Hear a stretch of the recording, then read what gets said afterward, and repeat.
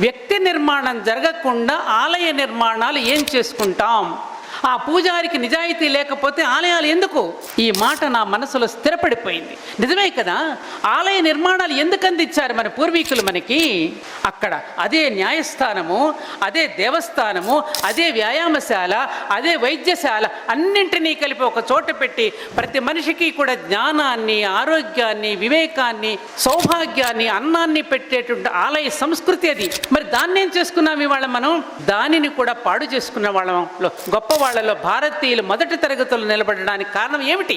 మన విలువలను మనం వదిలిపెట్టుకోవడం వలనే.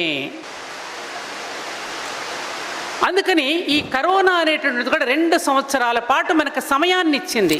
ఈ 2 సంవత్సరాల పాటు మనం అజ్ఞాతవాసం చేసాం పాండవుల్లాగా, అవునా కాదా?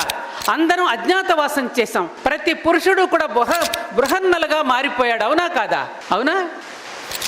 అప్పుడు ఇంట్లో అందరికీ కూడా సహచర్యంగా జీవించటం ఎట్లాగో, పురుషులు కూడా స్త్రీలు కూడా కలిసి పనిచేసుకోవటం ఎట్లాగో, పెద్దవాళ్ళ యొక్క మాటలు వినకపోతే వచ్చే ప్రమాదం ఎటువంటిదో, పరిశుభ్రతను పాటించకపోతే ప్రమాదం ఎటువంటిదో, ఇవన్నింటినీ కూడా మనకి కరోనా అనేటటువంటి ఒక తెలియనటువంటి ఒక వ్యాధి మన దగ్గరకు వచ్చి ఇన్ని రకాలుగా మనకు బోధ చేసి వెళ్ళింది, గుణపాఠం నేర్పెళ్ళింది, పాఠం నేర్పెళ్ళింది.